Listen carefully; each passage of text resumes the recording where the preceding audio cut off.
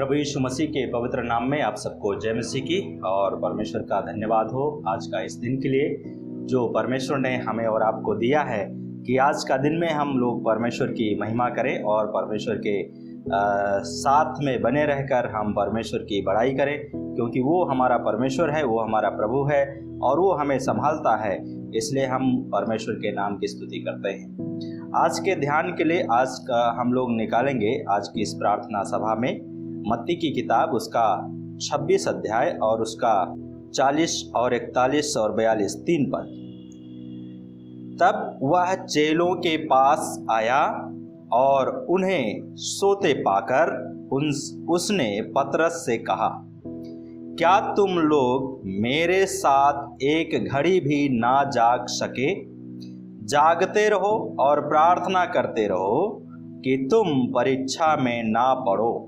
आत्मा तो तैयार है परंतु देह दुर्बल है। 42 फिर उसने दूसरी बार जाकर ये प्रार्थना की, हे मेरे पिता, यदि यह मेरे पिए बिना नहीं टल सकता तो तेरी इच्छा पूरी हो। परमेश्वर इस वचन के पढ़े जाने और सुने जाने पर अपनी आशीष दे। आइए हम प्रार्थना करें। हमारे स्वर्ग और पृथ्वी के प्रभु, एक बार फिर से आपका धन्यवाद करते हैं, आपके चरणों में आते हैं क्योंकि आप हमारा पिता है, परमेश्वर है। हम आपके नाम की बड़ाई और स्तुति करते हैं। आज का इस दिन को आपके हाथ में देते हैं, इस प्रार्थना सभा को आपके हाथ में देते हैं और विभिन्न जगहों में जो बैठकर लोग इस प्रार्थना में सम्मिलित हैं, आपके वचन को सुन रहे हैं, हम प्रार्थना करते हैं आप उनके साथ होकर उनकी सहायता करें। उन्हें सुनने वाला कान, ग्रहण करने वाला आत्मा दीजिए और इस प्रार्थना में उनके हृदय को आप उजागर करें ताकि वो अपने हृदय में उत्साहित होकर आपके साथ में प्रार्थना में समय व्यतीत करें। धन्यवाद के साथ इस समय को आपके हाथ में देते हुए प्रार्थना यीशु के नाम से मांगते हैं, आमीन। प्रार्थना हमारे जीवन का एक महत्वपूर्ण भाग है। यदि हम बाइबल पढ़ते हैं, शैतान को कोई फर्क नहीं, आराधना करते हैं, शैतान को कोई फर्क नहीं, लेकिन जब आप घुटनों में आते हैं परमेश्वर के सामने तो शैतान कांपने लगता है। तो हमारे घुटनों में परमेश्वर बल देता है, सामर्थ देता है और इसलिए हमें घुटनों में आकर के प्रार्थना करना अति आवश्यक है। यह अक्सर कहा जाता है कि शैतान जब परमेश्वर के कमजोर जन को घुटनों पर के बल देखता है तो कांप उठता है। क्या देखता है? शैतान जब परमेश्वर के लोगों को घुटनों के बल देखता है तो वह कांप उठता है। तो हमें शैतान को कपाने के लिए क्या करना पड़ेगा? परमेश्वर के साथ में बने रहकर हमें परमेश्वर के निकट रहना है और हमें उसके अपने घुटनों को परमेश्वर के सामने टिकाना है। जब आप परमेश्वर के सामने अपने घुटनों को टिकाएंगे तो परमेश्वर आपके साथ में होकर आपकी सहायता और मदद करेंगे और परमेश्वर आपके जीवन में अपनी आशीष को प्रदान करेंगे। तो जिस प्रकार से हमने आज का सब्जेक्ट है प्रार्थना क्यों करना चाहिए, हमें प्रार्थना क्यों करना चाहिए। बहुत सारे लोग प्रार्थना करते हैं, हम और आप भी प्रार्थना करते हैं, पर प्रार्थना हमें क्यों करना चाहिए उसके लिए कुछ बातों को हम आपके सामने रखेंगे। तो पहली जो है, प्रार्थना हमें क्यों करना चाहिए? परमेश्वर की इच्छा को जानने के लिए। परमेश्वर की इच्छा को जानने के लिए हमें प्रार्थना करना चाहिए। यिर्मयाह 33 उसका 3 में लिखा है, तू मुझसे प्रार्थना कर और मैं तेरी सुनकर तुझे बड़ी बड़ी और कठिन कठिन बातें बताऊंगा, दिखाऊंगा जिसे तू नहीं जानता है। याद रखिए, परमेश्वर का वचन यहाँ कहता है मुझसे प्रार्थना कर। तो सबसे पहले हमें क्या करना है? प्रार्थना करना है। क्या करने के लिए प्रार्थना करना है? लिखा है मैं तेरी सुनूंगा। परमेश्वर कहता है मैं सुनने वाला हूं, इसलिए हमें प्रार्थना करना नितांत आवश्यक है। और फिर कहता है मैं तुझे बड़ी बड़ी और गूढ़ बातें बताऊंगा जिन्हें तू नहीं समझता है। परमेश्वर के सामने जब आप घुटनों में आते हैं, परमेश्वर आपके लिए क्या करता है? द्वार खोलता है। आपके लिए जो कठिन मालूम होता है, आपके लिए जो आपके जीवन में समस्याओं का पहाड़ बन करके आपके सामने खड़ा रहता है, उसमें परमेश्वर क्या करता है?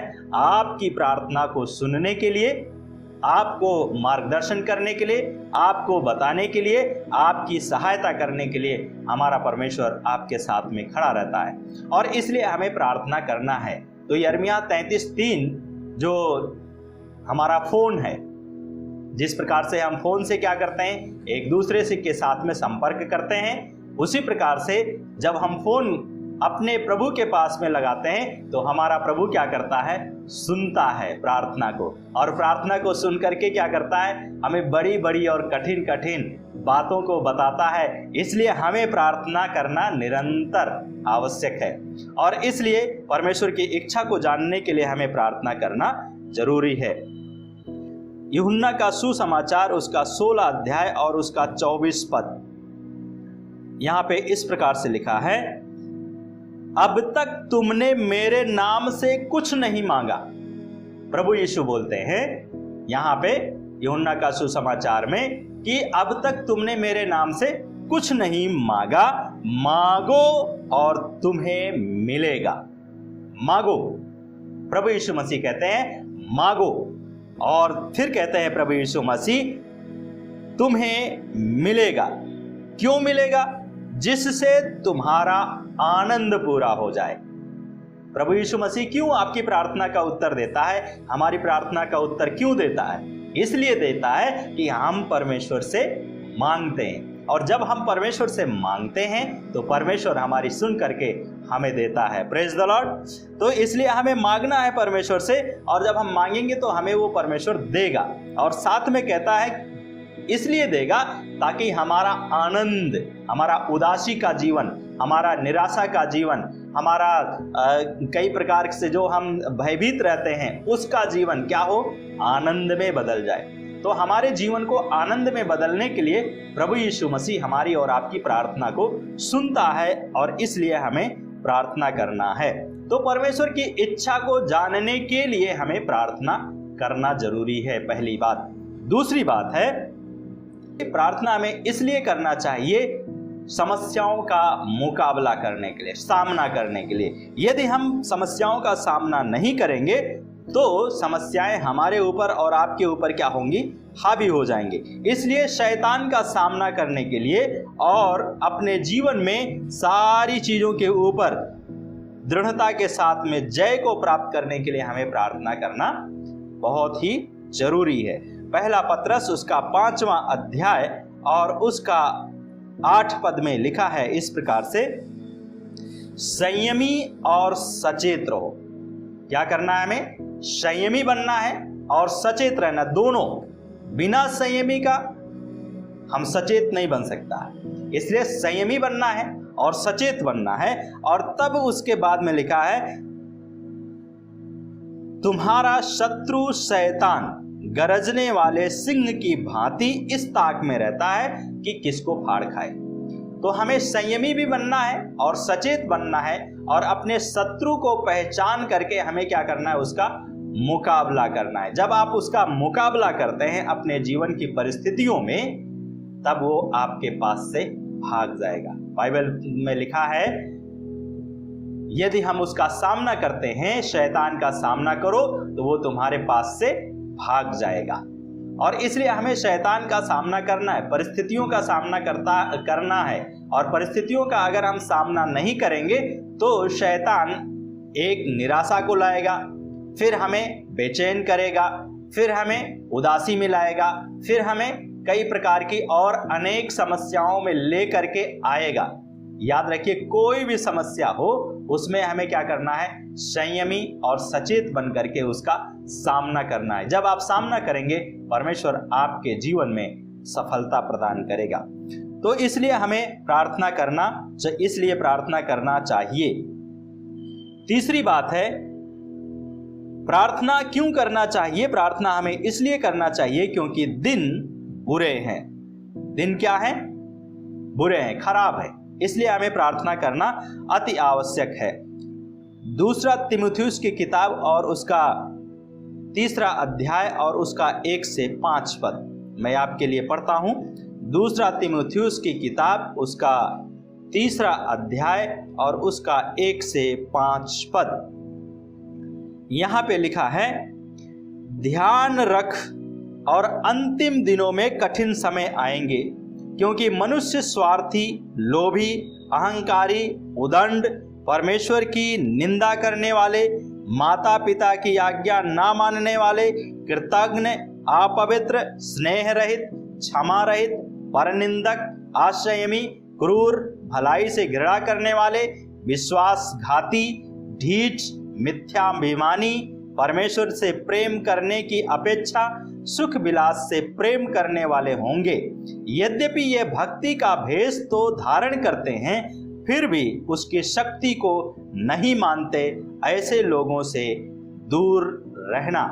ये अंतिम क्षणों में हम जीवन को व्यतीत कर रहे हैं। तो अंतिम क्षणों में जब हम जीवन को व्यतीत कर रहे हैं तो ये दिन जो है बहुत ही खराब हैं।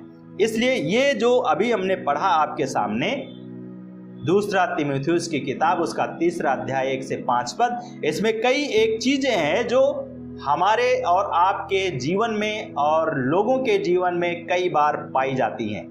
इसलिए जब हमारे जीवन में आती हैं तो हमें याद रखना है कि परमेश्वर हमें सावधान करता है, सचेत करता है। क्यों? क्योंकि दिन बुरे हैं। तो इस बुरे दिन में, इस खराब दिन में हमें क्या करना है? प्रार्थना करना है, संयम के साथ में रहना है और संयम के साथ में रह करके हमें परमेश्वर की महिमा करनी है और परमेश्वर के प्रति हमें धन्यवादी जीवन व्यतीत करना है। बाइबल में लिखा है, समय का उपयोग करो क्योंकि दिन बुरे हैं। तो हमें इन दिनों में क्या करना है? समय का सही सदुपयोग करना है। जब हम सही सदुपयोग करेंगे तो परमेश्वर हमारे और आपके साथ में होकर हमारी और आपकी सहायता करेंगे।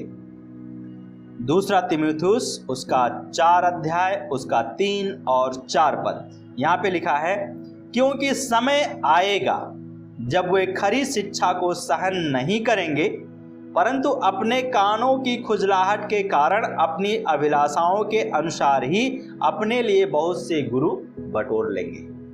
ये अंतिम क्षणों में हम जी रहे हैं, अंतिम दिनों में, अंतिम क्षणों में हम जी रहे हैं। और इस समय क्या है? सही बात या सच्चाई को हजम करने के लिए, सच्चाई को जानने के लिए, सच्चाई पर चलने के लिए आज शिक्षाओं की कमी है। और इसलिए हमें और आपको चाहिए कि हम जो प्रभु का डर और भय में हैं, प्रभु का डर और भय में चल रहे हैं, हमें क्या करना है? सही तरीके से लोगों का निर्माण करना है ताकि वो परमेश्वर का डर और परमेश्वर का भय में बने रहें और परमेश्वर का डर और भय में बने रहकर परमेश्वर की महिमा करें। लिखा है, जब वे खरी शिक्षा को सहन नहीं करेंगे। अंतिम दिनों में आज खरी शिक्षाओं को सहन करने के लिए लोगों के पास में क्षमता नहीं है। लोगों के पास में हंसी मजाक करने के लिए, ठट्ठा करने के लिए और कई प्रकार का मनोरंजन का साधन अपनाने के लिए समय है, लेकिन परमेश्वर के साथ में चलने के लिए, परमेश्वर के साथ में बने रहने के लिए, परमेश्वर के साथ समय व्यतीत करने के लिए, परमेश्वर से बात करने के लिए नहीं समय है। आज हम लोग फेसबुक में, व्हाट्सएप में और मैसेंजर में बहुत सारी चीज़ों को क्या करते हैं? चैटिंग करते हैं। लेकिन परमेश्वर के साथ में हम कितना चैटिंग करते हैं? क्या हम परमेश्वर के साथ में चैटिंग करते हैं? इन अंतिम क्षणों में यदि नहीं करते हैं तो हमें सावधान होना है और सावधान होकर के हमें क्या करना है? परमेश्वर के साथ में बात करना है और परमेश्वर की महिमा करनी है।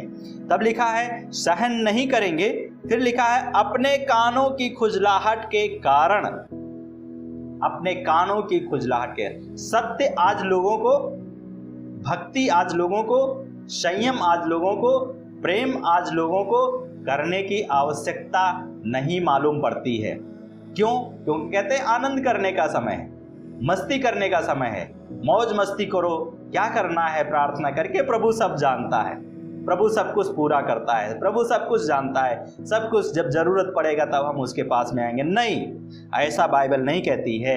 हमें अपने कानों को परमेश्वर की ओर लगाना है। जब हम परमेश्वर की ओर लगाएंगे तो परमेश्वर हमारी सहायता करेंगे और मदद करेंगे। फिर लिखा है, अपनी अभिलाषाओं के अनुसार ही अपने लिए बहुत से गुरु बटोर लेंगे।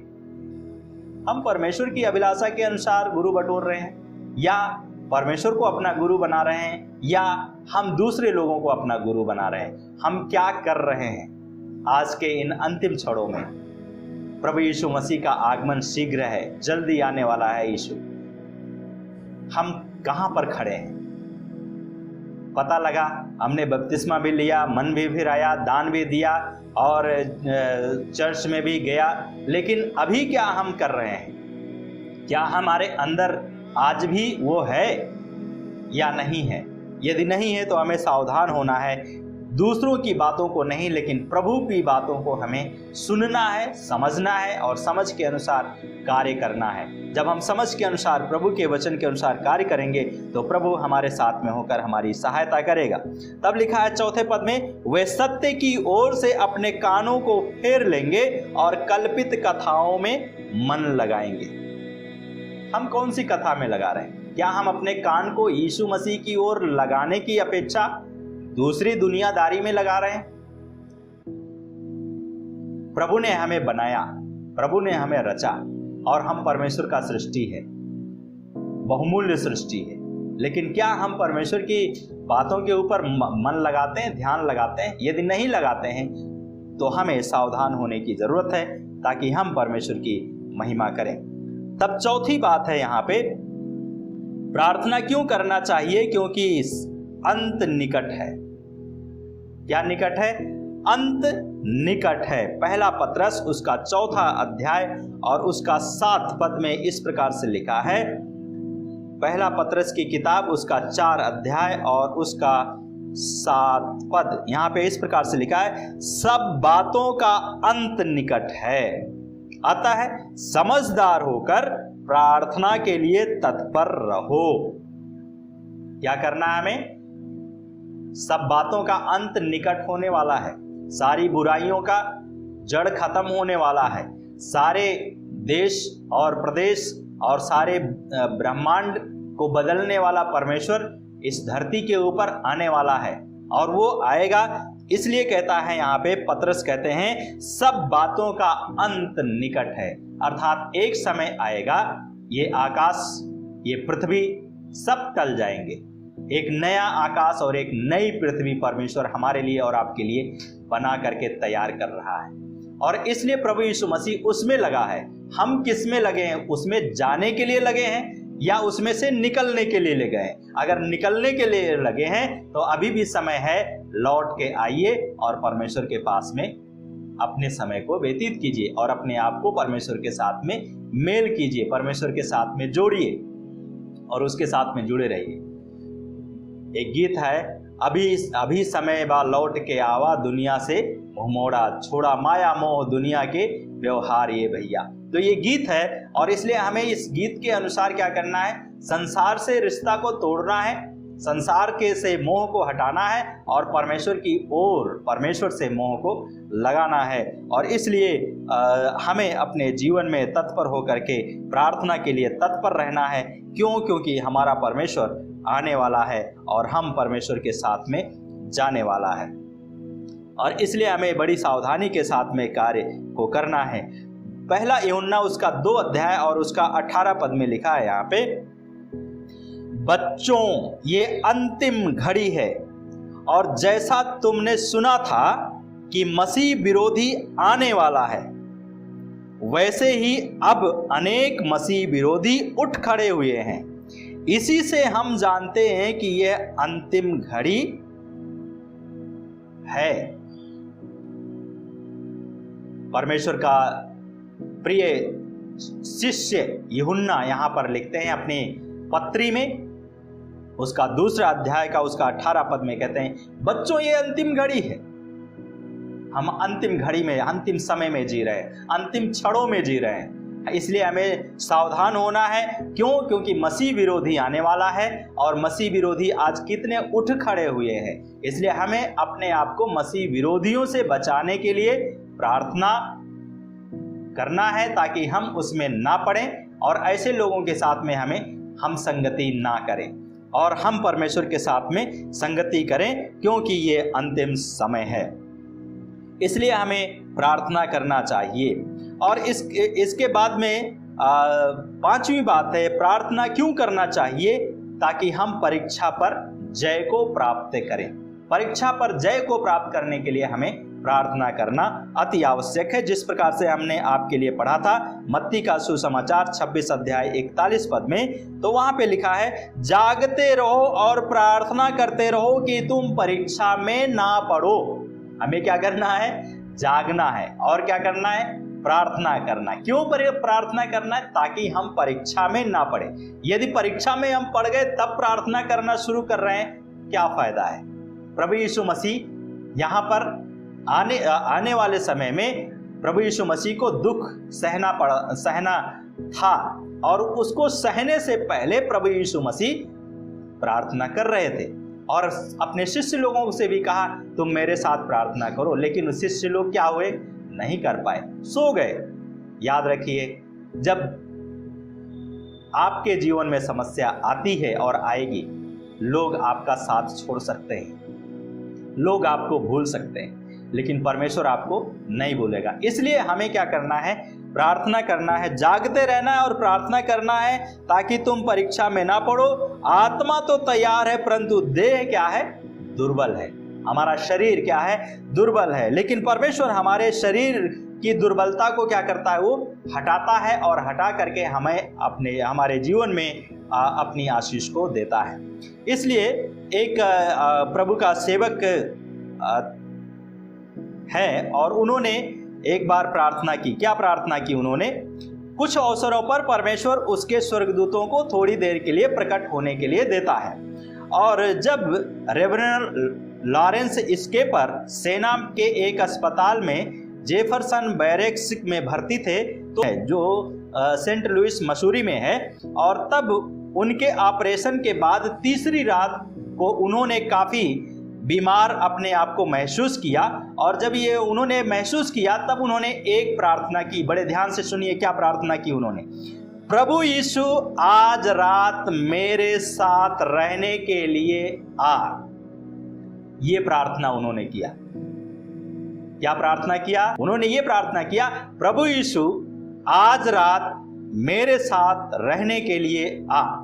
और रेवरेंड स्केपर कहते हैं कि उन्होंने यीशु को 2 स्वर्गदूतों के साथ अपने कमरे में प्रवेश होते देखा और यीशु एक कुर्सी पर बैठा और स्वर्गदूत दूसरी कुर्सी पर बैठा गए। और लॉरेंस जी ने कहा, आगे कहते हैं, यीशु मैं बहुत बीमार हूं। क्या कहा उन्होंने? यीशु मैं बहुत बीमार हूं। और तब उसके बाद में उन्होंने कहा, यीशु मैं बहुत बीमार हूं, आप बिस्तर में मेरे साथ बैठिए। क्या आप प्रार्थना करते हैं ऐसी परिस्थिति में? यदि नहीं करते हैं तो इस गवाही के द्वारा आप अपने जीवन में इसको करें, और जब आप करेंगे तो प्रभु यीशु मसीह आपके साथ में बैठेगा। तो यहां पर लिखा है आगे, यीशु उसके साथ बिस्तर पर बैठ गए।